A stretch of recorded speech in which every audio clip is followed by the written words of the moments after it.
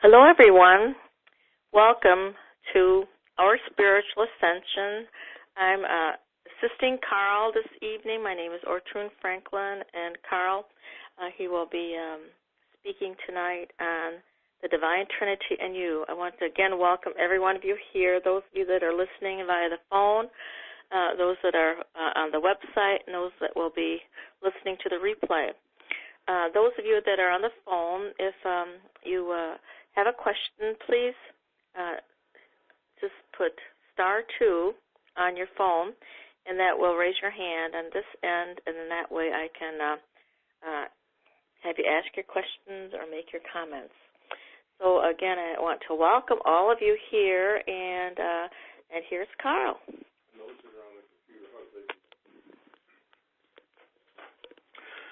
Hi, everybody. I hope you had a most blessed and happy and significant Easter, and that you're still basking in the afterglow of that wonderful energy. Tonight we're going to be talking about the Holy Trinity and you. You've heard it said many, many times that one of the things we're striving for is at-one-ment. And I would like to define a significant aspect of that at-one-ment, the aspect that allows us not only to be more of who we are, but allows us to be more effective in doing what we're here to do. We are never, ever alone. That is utterly impossible. We are at all times a part of a Holy Trinity. And I would like to talk about the three aspects of the Trinity with you.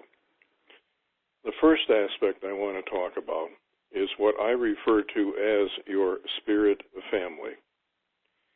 In doing approximately 3,000 life script readings, and please understand that virtually all of these life script readings are done for light workers. However, I had really my first one for a person who was working out of ego, was not a light worker, and I was amazed at the difference in their spirit family. For his spirit family I think he had around 8 angels working with him, and he just had one higher aspect of himself, and he had no teachers or ascended masters working with him. But a typical light worker will have between 25 and 30 spirit beings working with them. And most of them are with you 24/7. They never leave you. In fact, a significant portion have been with you through multiple lifetimes, and they know you better than you know yourself. Your spirit family is made up of usually 21 or 22 angels, and that number is determined by where you came from. If you descended from the angelic realm, you have 22 angels. And if you descended from either a higher dimension of space or from the spirit realm, you have 21 angels. Plus, we have higher aspects of ourselves. We have the one that's closest to us is what we refer to as our Christed self. And Jesus is the personification of our Christed self. He is the one that showed us what our human potential is. All that he did, he said we can do and even greater. And he was functioning at the high end of the 5th dimensional level of consciousness. And as we approach that level, we will be able to do more and more of what he in fact did, and even more. And he is the one that is, he or she, the one that is closest to us. And let me explain how I understand that this works. Now, there may be other understandings of it. I can't tell you that I have my perspective is the only perspective, or that it's 100% right. But it's the one that is true for me. And I'm going to share it with you, and you be discerning. You accept it or modify it as you see fit. At some point, our Christ itself decided that it wanted to experience this low third dimensional level of reality, which is not only low in consciousness, low in frequency, but it's really a state of limited consciousness, and it's in an environment of cause and effect, and where which is the predominant law that governs everything, the cause and effect, and it's in an environment with a tremendous amount of free will, and it's a dense, heavy, a limited consciousness environment. And our Christ itself asked for volunteers from within itself. And of the volunteers, our Christ itself selected 12 individual aspects of itself. And he spent a great deal of time with these 12 aspects, working with them, helping them to create 12 different holograms. And the holograms that each one created contained each of their lifetimes and all of the major aspects of those lifetimes, and roughly who was going to be involved with them in those lifetimes. And as we went on from lifetime to lifetime, in between lifetimes on the astral plane, we fine-tune our next lifetime, and we made adjustments to it. But we set in an overall direction over all of these lifetimes that we were going to move in. And it was through us that our Christ itself then was experiencing and able to express in this low, dense, limited consciousness environment. Okay? Now, our Christ itself is an aspect of a higher being. And we refer to this higher being as our I Am, our mighty I Am. And our I Am presence did pretty much the same thing that our Christ itself did. It asked for volunteers from within itself. And of those volunteers, it selected 12 of them. They, too, created a hologram of what the future would hold for them, at least the general direction in which it would go. And then they left their I Am, separated from it, became a Christed being, and our I Am presence did the same thing with the next higher aspect, the monad, and if you go all of the way up, at the very pinnacle, you have the creator of our universe. Okay? So we are all an aspect of the creator of the universe, but we are a smaller aspect than our Christ itself, which is a smaller aspect than our mighty I Am presence, and so on. But we are an aspect of the creator of our universe, who itself is an aspect of the prime creator, who is behind the third creation that contains almost 700,000 universes, and then there is a second creation, and the prime creator is in the first creation. The creation is beyond anything that we can even begin to imagine, but it is all an aspect of something higher than itself until we get to the very pinnacle, the prime creator. And it is all connected. And that's why we can say we are all one, because we are all aspects of the prime creator at an infinite variety of dimensions, levels of consciousness, density, frequencies, and so on. Okay? So we have our spirit family, which is closest to us. And when I pray, I do not pray to God. When I meditate, the ones that I reach out to most often are my spirit family. If there's something that I want or need, I talk to my spirit family, because they are the ones that can guide me and direct me to attain it or to create it. And so, to pray to a nebulous, I'm going to say God, Well, that's going to go to our spirit family. So why not talk directly to your spirit family? Now, our spirit family is a very, very important part of the Trinity. It's one of the three legs of the Trinity. And they have a dream. They have a dream for you and a dream for themselves, and it is the same dream for you as it is for them. And the dream is they want to become one with you. They want you to become them. One consciousness, one will, one energy. And in order to become one, there has to be an open and conscious flow of thought and energy between you. And because the majority of people are unaware that these spirit beings are overlighting them, and most of them are there 24/7. Some of them are there on call, not always present, but present when needed. And to be one in consciousness, we first of all have to know that they're there and believe that they're there. And then secondly, we need to be open and receptive to communication. They are restricted by the law of non-interference. They cannot interfere with your human life, except when you prepared your life script, and some people call it a life contract for this lifetime, they were working with you.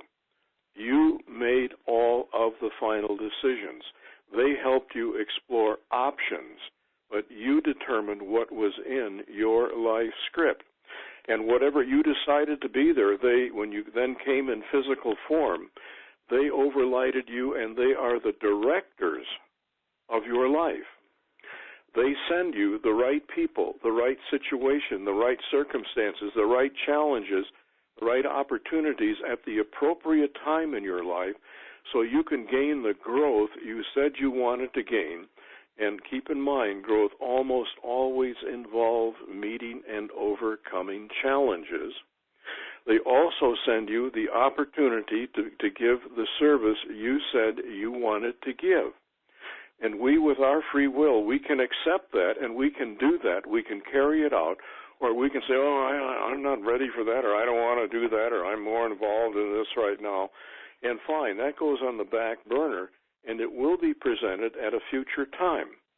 And I call that Plan B. Now, almost always, Plan B is more intense than Plan A. And if you reject Plan B, you're going to get Plan C, and trust me, you don't want to go to Plan C, okay? Because that can be extremely intense. So be aware that they're there.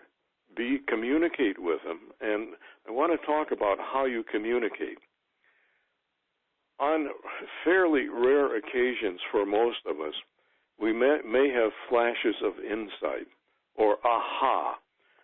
That's coming from our spirit family. But our spirit family communicates the vast majority of time through our subconscious. And this is where meditation is so vital. In the meditative state, you're working out of conscious and subconscious together. Scientifically, it's called the alpha state. Brain waves are 8 to 13 per second. Your conscious mind is on at a low level, but your subconscious is surfaced. And they communicate through the subconscious predominantly. And in the alpha state, you are consciously aware of what you are receiving in the subconscious. So they can not only talk to you, but you can dialogue with them. You can tell them and ask them for what it is you want, and you can be open to receive answers. You can ask for healing. You can ask for energy. You can ask them for the answer to problems and challenges that you're dealing with, and you can ask them for energy that you can use for your own healing or send that healing to someone that has need of it. And that is how you become one with them. And when you're communicating with them, you always want to ask them, what can I do for you? Because you see, what you're doing for them, you are grounding their energy. their ability to ground their energy into this dense, low vibration physical environment is extremely limited. But because you're at this vibration and you have a channel of communication, you have a channel through which energy can flow, you can ground their wisdom and their energy not only into the earth, but you can radiate it out through your aura, through your words, through your actions. And in that way, you are one with them. Without you, they do not have an effective means to ground their energy and impact and help the earth and or humanity. But with you, they can. And that's why to them, the relationship with you is so vital and important. And the second reason that relationship is important, you're their teacher. In fact, the majority of your spirit family are angels. They've never been human. They've never been male or female. They've never born or raised children. They've never been in limited consciousness. They've never worn a dense, heavy physical body that goes through a birth, an aging, and a death process. And because angels, one of their traits is they're very curious. By observing you, they're learning what this third, fourth, fifth dimensional is like. And their love for you, because your angels have been with you through multiple lifetimes. Their love for you is beyond anything that we can be aware of in our limited conscious form. And their respect for you. When they see you going through suffering and pain, oh my goodness, their heart bleeds for you. And if you ask for healing energy, they are so anxious to give it. And in fact, if they can help you and you don't ask, they can't help because of the law of non-interference. And can you imagine how it makes them feel if they can help, but they can't because you haven't asked? If you've ever raised teenage children where they're withdrawing from their parents and establishing their own identity, and parents can help with the challenges that they go through, but they don't ask, and mom and dad have to just sit back and watch them suffer when in fact they could help, it is painful. Well, I don't know if the angels experience pain, but whatever they're experiencing, it sure isn't what they would like to experience. So please, please, please, when you need help, be in communication with your spirit family and ask for it. Whether it's financial help, whether it's meeting challenges, problems, whether it's asking questions for yourself and getting information for someone else. They very, very much want to be at one with you. And when you consider that you have a Christ itself, and you have a seventh dimensional mighty I Am presence, and most light workers have master teachers working with them, and some of them have ascended masters like Saint Germain working with them. The information, the power, the energy that's available is beyond our imagination, and it's all available to us if we but ask. Okay? So that's one of pillar of the Holy Trinity that we are a part of. Let me pause here, and are there any questions on this pillar or any thoughts, any experiences that you want to share? If so, if you're on the telephone dial, is it 1? No, *2. Oh, *2 on the telephone. And if you're on the computer, just type it in the chat room. Okay, there is a question here, Carl. And this is from Kevin in Toronto, and it says, Dear Carl, I recently began hearing about Metatronic cubes and spheres. Could you elaborate on their relevance to our ascension or otherwise?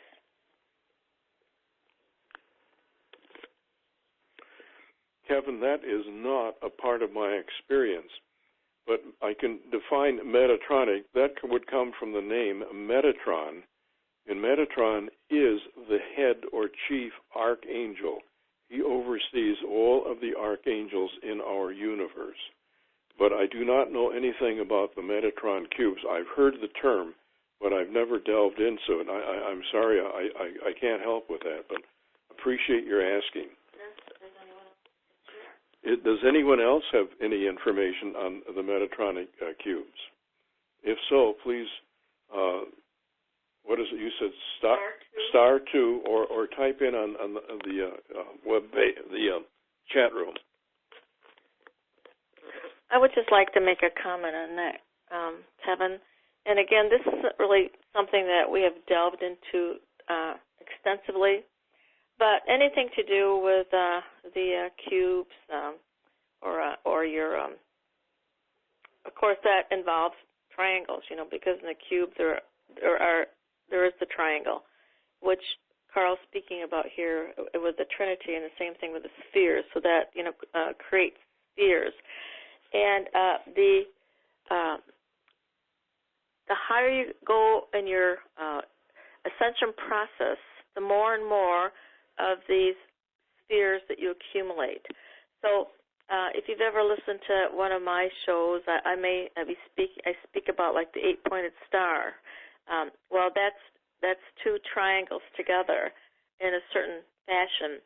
And the more you climb up that ascension path, you add more of those combinations, and it circles around you, and it's above you and below you.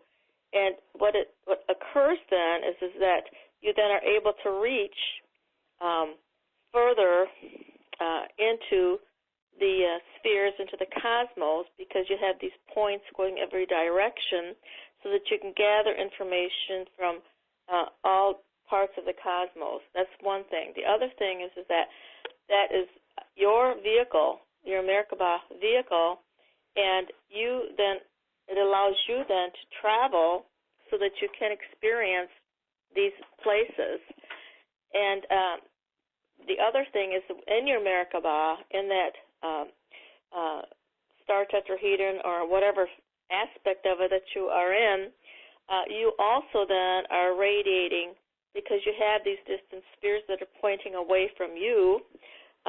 You're radiating in that every direction in the universe. Okay? So, Carl, I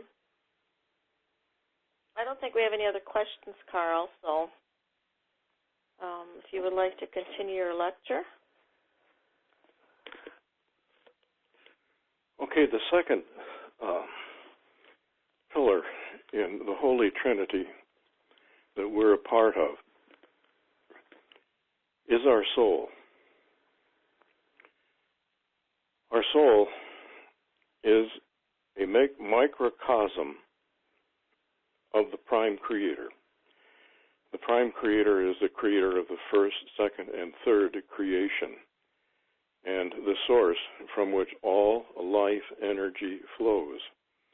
And the life energy coming from the Prime Creator flows through all higher aspects of ourself.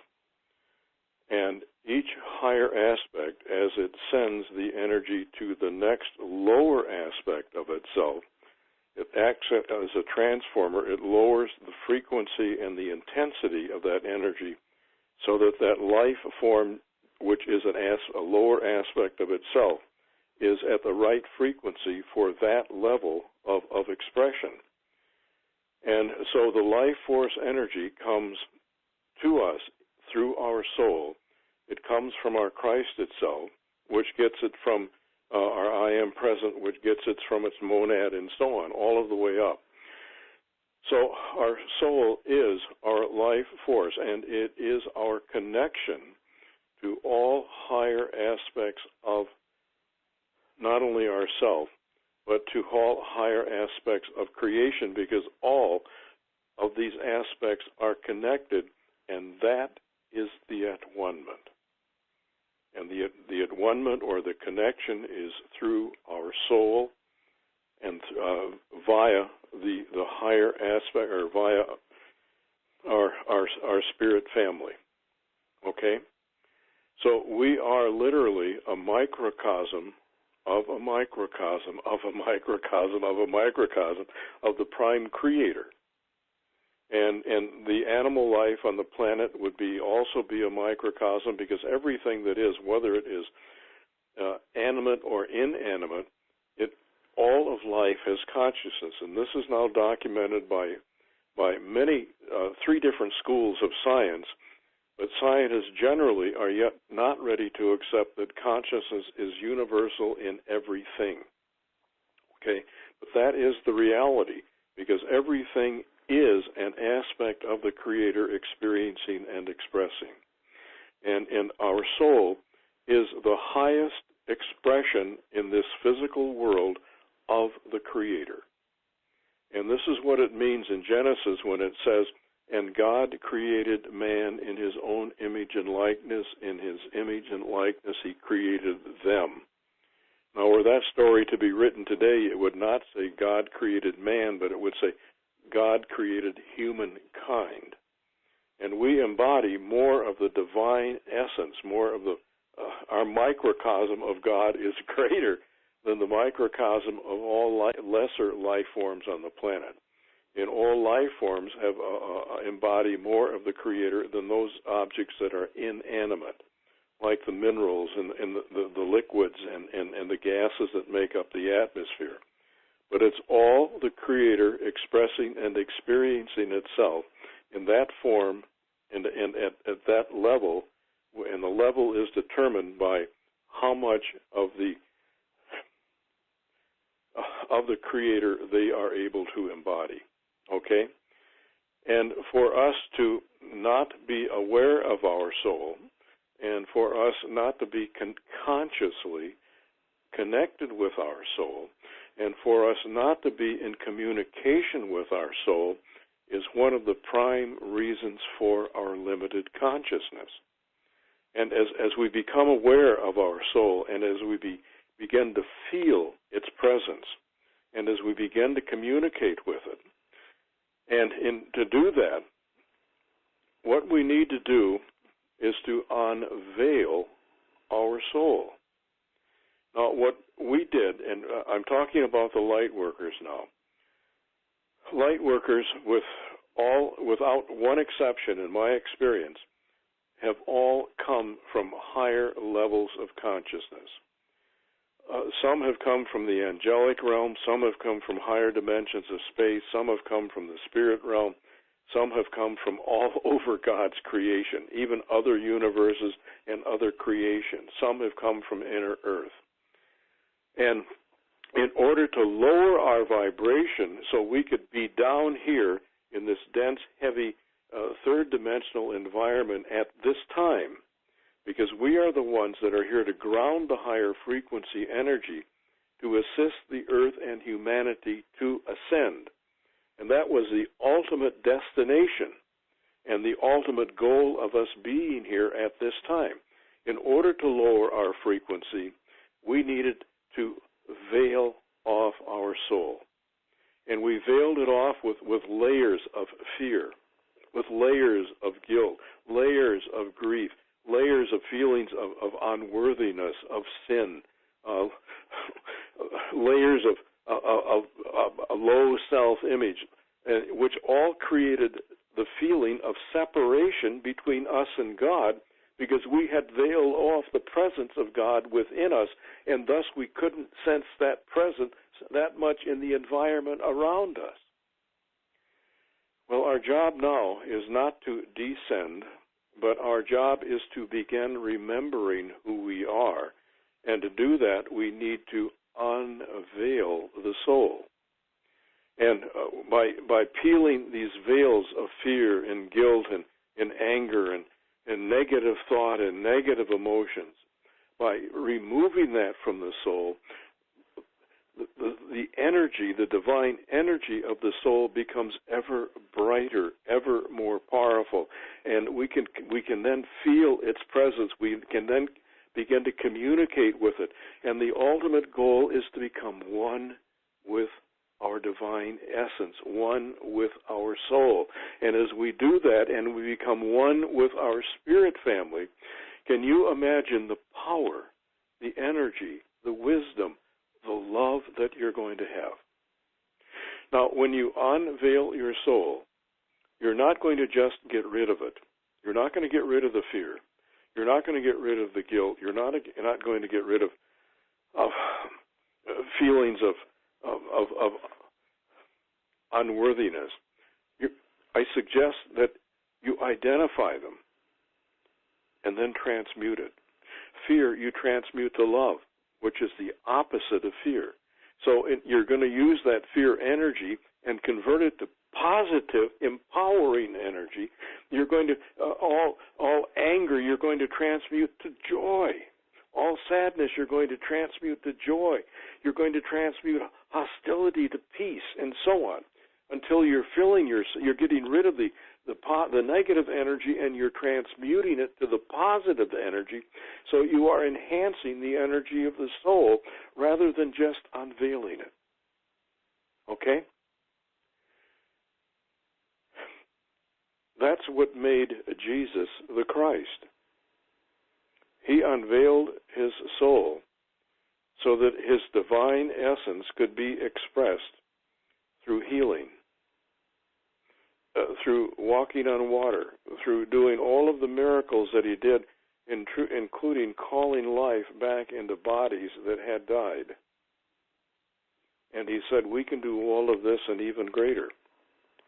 But it's only by allowing our soul to be clear and allowing all of that divine energy within us to flow freely through us. And then we truly become Christed in what we're able to do. Our potential is multiplied many, many-fold. So, connecting with your soul, connecting with your spirit family, and your soul, like your spirit family, it has to ground its energy through your physical, mental, and emotional and spiritual bodies. Without that, your soul has very, very little energy and effect here on the human race and on the planet Earth. You volunteered to come and anchor the energy of your spirit family and your soul.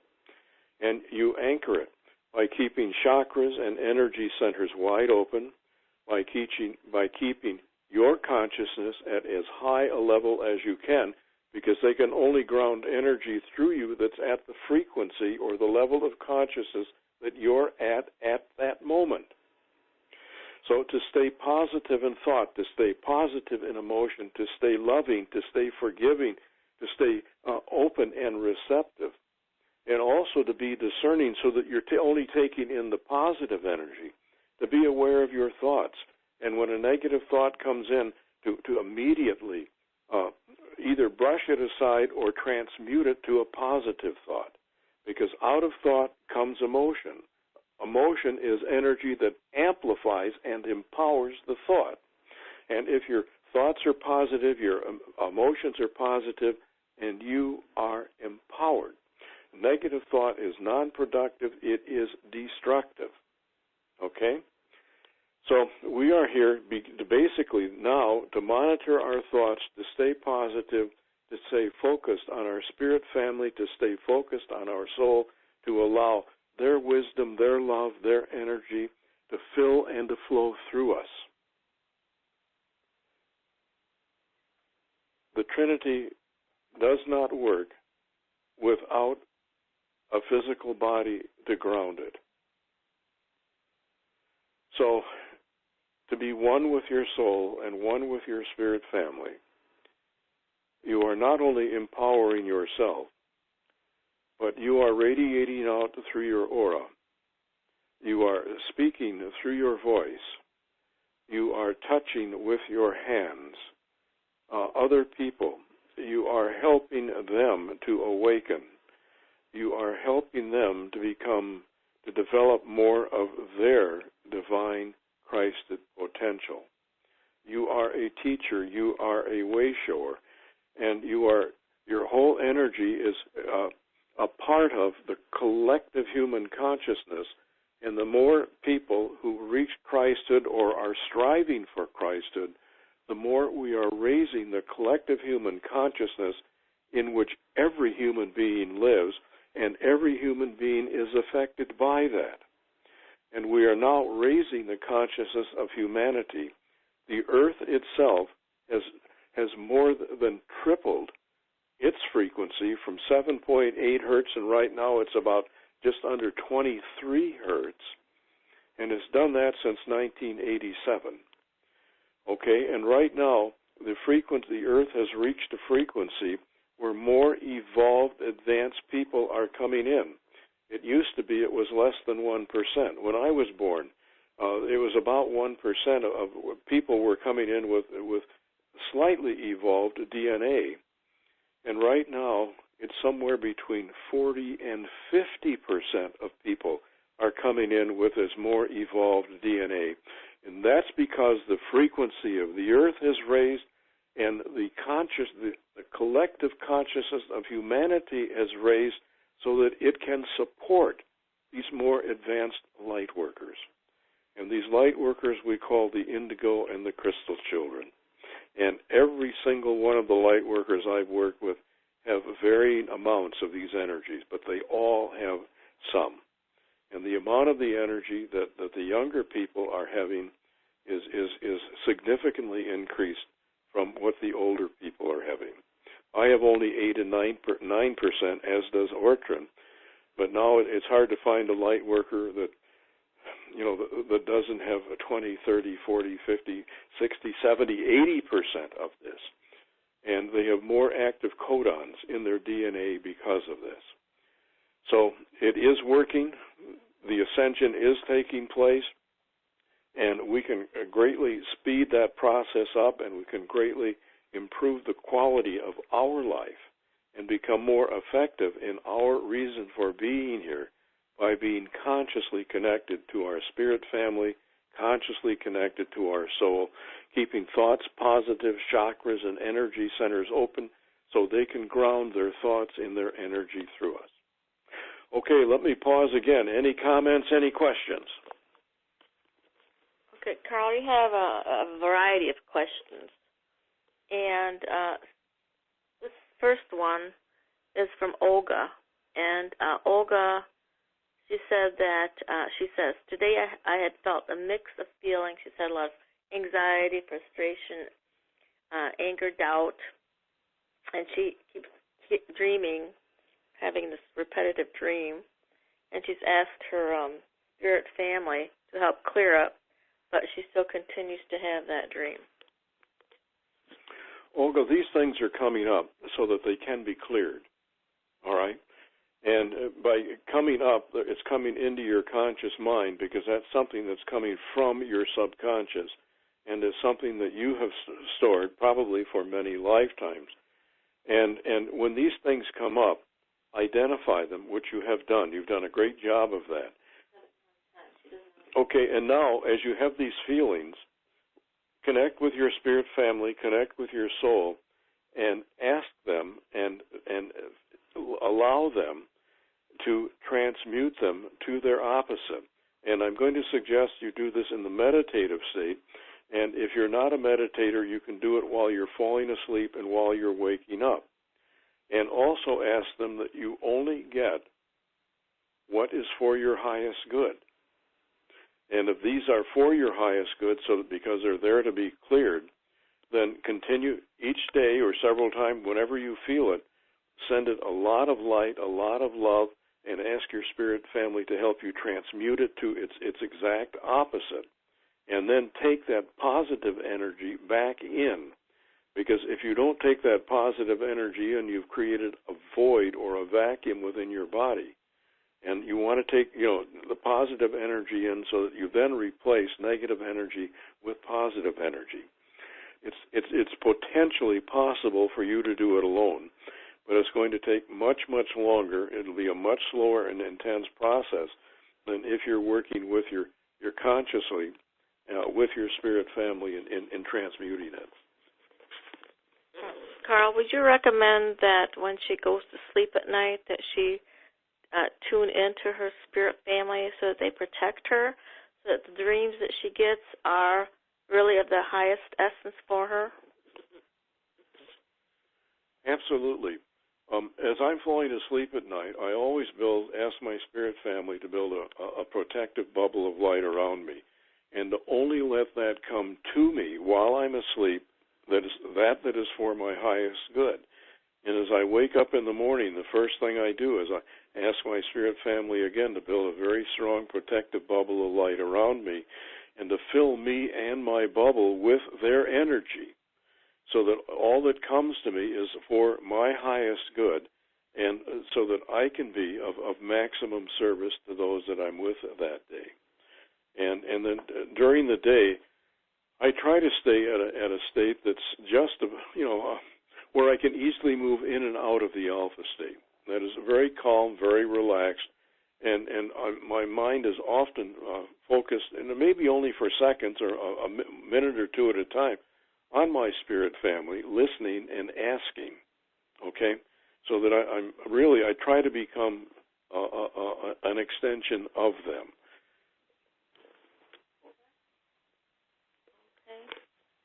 Okay, there's another question here. There's no name with it, but the question is, can you talk about the Trinity of past, present, and future, and how that applies to us? I'm not sure that I completely understand. We have always, ever since we have been here in human form, been a part of the Trinity. And as I mentioned, in the past, we were far more aware of it, but as we continue to descend down to the third dimensional level, we lost contact with it. And I would equate that with what the Christians believe is original sin. And to me, original sin is forgetting who we are, thus losing contact with our divine origin and essence. Okay?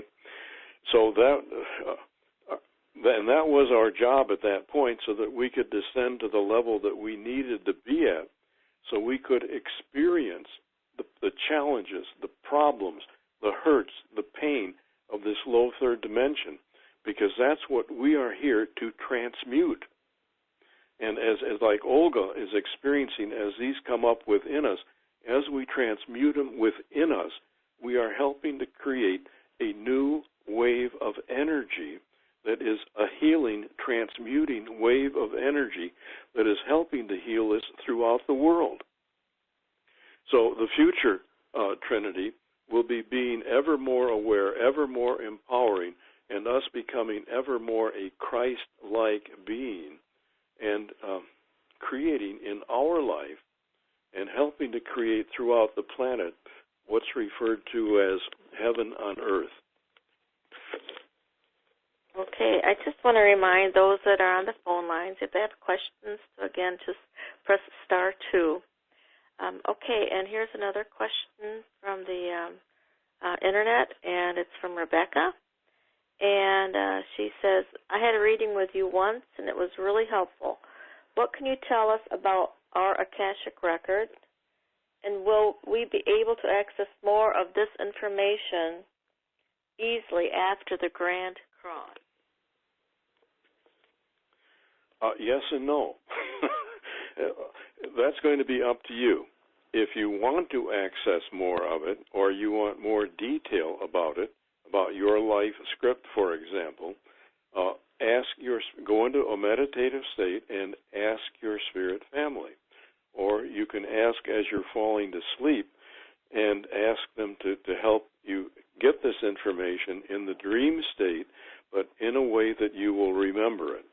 Now, the problem with getting answers in the dream state is we usually don't forget our dreams unless the dream is occurring just as we're beginning to wake up. And then if we don't grab hold of it and write it down or record it quickly, within a matter of minutes, it's faded and gone. So the meditative state is far the best way to do this. But this is something that you can do most effectively with your spirit family. Okay, here's another question, Carl, and the question is, can you explain what an active codon is in our DNA and how that shows up in our life? Good question. Each strand of DNA has 64 codons, and if you can picture the two helix lines, okay, that make up our codons, those two helix lines are connected by 64 codons, which are like rungs on a ladder. And in a normal person, there are 20 codons that are active. And the geneticists thought that that was universal in all humans. And they called the 44 inactive codons junk DNA until they studied the indigo children. And they found that the indigo children would have up to 24 active codons, and then they changed their tune completely. They realized that the inactive codons are as yet undeveloped potential. And what I get is that the crystal children can have up to 28 active codons. That's 40% more than normal. Okay? And most light workers carry the crystal and indigo energy. The amount of this energy that they carry is determined by the number of active codons. Okay?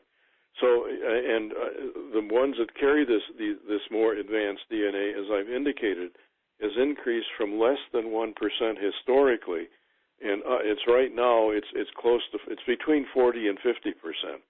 And my source for that is personal experience, seeing a couple thousand children every year. I happen to be blessed to be able to wear a red suit and have children sit in my lap and tell me what they want for Christmas. So I'm in physical contact with them. I can see their eyes. I can feel their energy. I can sense. Now, 60% of these children have both indigo and crystal. And about maybe 15 or 20% have just indigo or have just crystal. But again, half the children are carrying this advanced DNA and carrying this energy of indigo and crystal. Okay, this question is from Julia, and she asks, are the new children actually the extraterrestrials we have been waiting for? Yes and no. Roughly 30% are coming from higher dimensions of space, as have 30% of all light workers, regardless of age. And another roughly 30%, in my experience, have come from the angelic realm. And another 30% have come from the spirit realm. And about 10% have come from all over God's creation. They've come from the first and second creation. They've come from other universes. They've come from inner earth. And I affectionately call that 10% the weirdos, because they're so extraordinarily difficult to identify where they came from. And where you came from is still the basic underlying energy that you carry. And that's why we want to find out what it was that you were before you took on human form. But it's the percentages of them coming in that is just absolutely remarkable. How much it's increasing in such a short period of time. Okay, and here we have a question from Pete, our friend Pete. Hi, Pete. Okay, the question, his remark and question are, you have a great deal to say about the creating higher consciousness. I wonder how we can attract others to begin their ascent to a higher consciousness. Love and compassion, Pete. Pete, the only way that I really know is to be an example and to create an atmosphere and a relationship in which they want to emulate you, to become like you. I think that is far and away the most effective way to do it.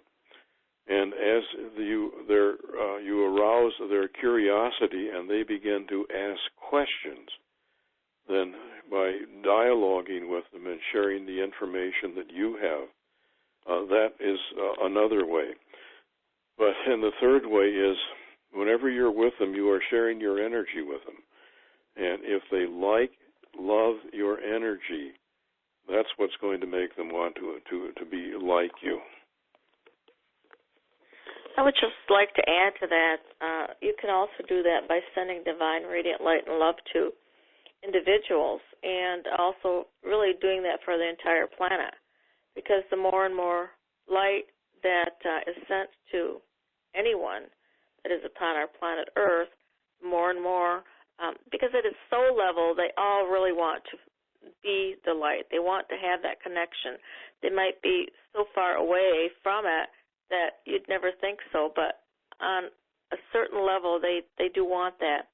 So by not giving up, by continuing to send divine radiant light and love out into the world to everyone and seeing our planet filled with this divine radiant light and love, that is also going to be a way of assisting people in higher consciousness.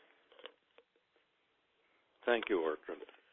I would like to now, just a quick commercial, if you would like a live script reading and haven't had one, it is, I feel, the most powerful tool that I've ever encountered in terms of empowering and inspiring and informing people. So just get on our website and you can contact us in that way. Our website is Our Spiritual Ascension, and that's one word, .com. Our Spiritual Ascension.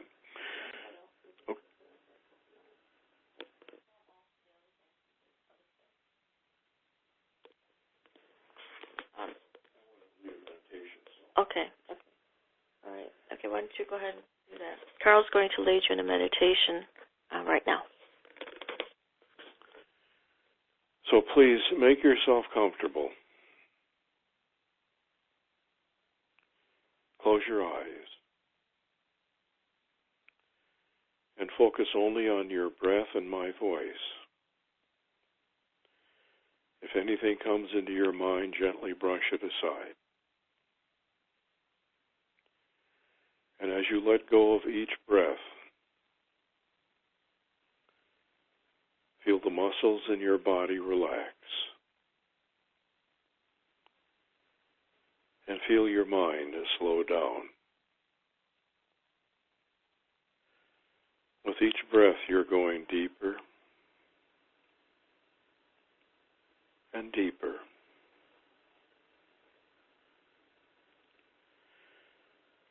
We're now asking your spirit family to build a beautiful bubble of white light around you and to fill you not only with the white light, but to fill you and your bubble with their beautiful, wonderful, loving, peaceful, joyful energy.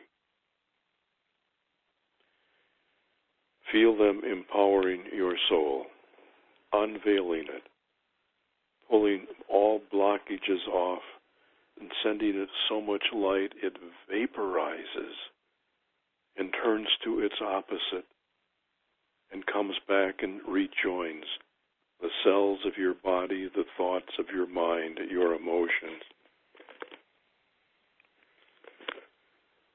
You are now filled with the golden white light emanating from your soul. You are one with your soul. You are one with your spirit family. Your aura has grown until it reaches out many, many yards around you. 10, 15, 20, 30, 40, 100 feet. And now I'm asking that your aura join and combine with the aura of everyone listening, no matter where you are located.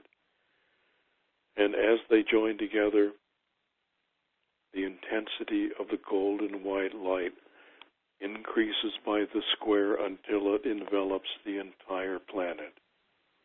It envelops the entire collective human consciousness. And we're inundating the collective human consciousness with the golden white light of the soul, and it is penetrating every person as they inhale. It's moving into every cell in their body. It is moving into every thought in their mental body. It's moving into every feeling and emotion in their emotional body. And it is beginning to peel the veils off of the souls of every human being on the planet. And this in itself is intensifying this golden soul energy. And it moves not only in and through people, it's moving in and through the crust of the earth. until the entire earth is radiating golden white energy.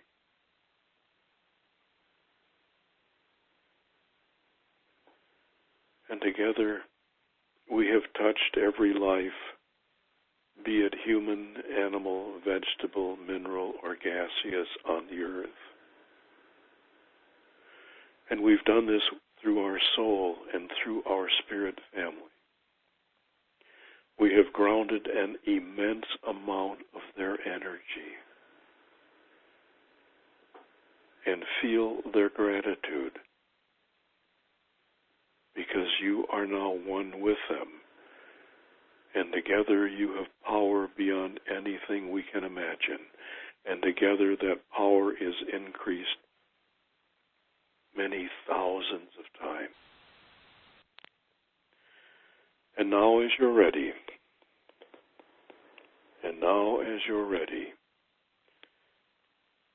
you may gradually begin to come back. Do not lose contact with your spirit family and your soul. Keep that contact, bring it back into your conscious state, and know that they are always with you, always awaiting your call, your request, your desire, always sending you their love, always making their power, their wisdom available to you. Because from their perspective, they're always one with you. It's just a matter of your being aware that you are one with them, that you are a Holy Trinity. And now as you're ready, you may open your eyes.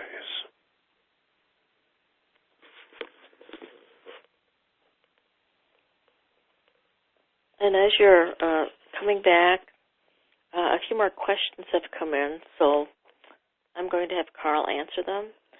And one is there a way we can turn these codons within us on? Is that what epigenetics is? I don't know about epigenetics, but yes, the way you can activate additional codons is by raising your consciousness. I was born with only 21 active codons. I'm up to 22, and the 23rd is now opening. And it's simply because I'm raising the consciousness at which I function. When you hit the level of consciousness of that codon will automatically open. Okay. Maria, she actually has a few different questions. The first is, to connect with our soul, we focus on our physical or heart chakra. This is Maria from Vancouver. Hi, Maria. Certainly, it's going to, your heart chakra would need to be open to connect with your soul, but feel the entire aspect of your soul, and that will come in through all of your chakras, even your kundalini, your base chakra. We found that many light workers, they have their upper chakras open, but their lower ones are not, because they think they're supposed to be spiritual. Well, and yes, you are, but also you have to remain grounded. If your lower chakras aren't open, how can your soul and your spirit family ground their energy into the earth through you? So it's a matter of keeping all chakras open as wide as possible and having them all vibrate at the highest possible frequency, because that determines, your frequency determines what frequency of energy they can send and ground through you. Okay, and the other part of her question is, what do we visualize when we transmute negative energies? I would say, rather than, you can visualize it, but it's also powerful to feel it. Okay, if you're feeling fear, transmute it to love. Those are emotions. All right? If there's a negative situation, see that negative situation being resolved in a way that is in the highest good of everyone that is involved in it. That would be on the mental level. So you can transmute it both with thought and you can transmute it with emotion.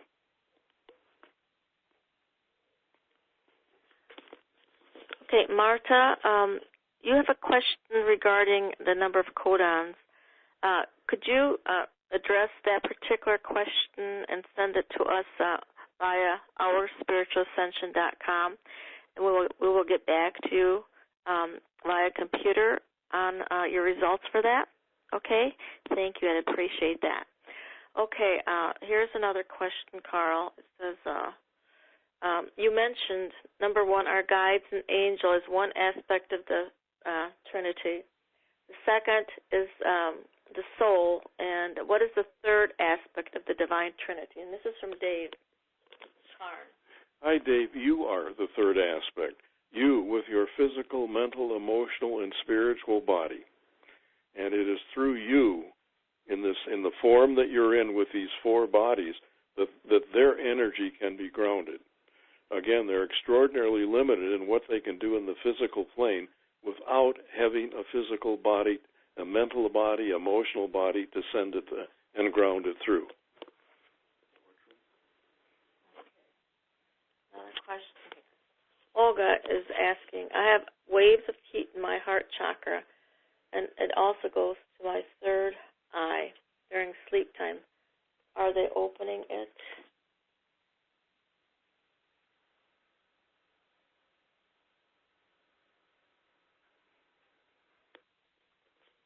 Olga, that's a question that I can't answer, but the ones that can answer it are your spirit family. Go into meditation and ask them.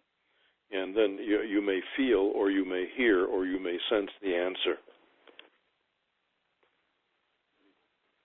Anything else?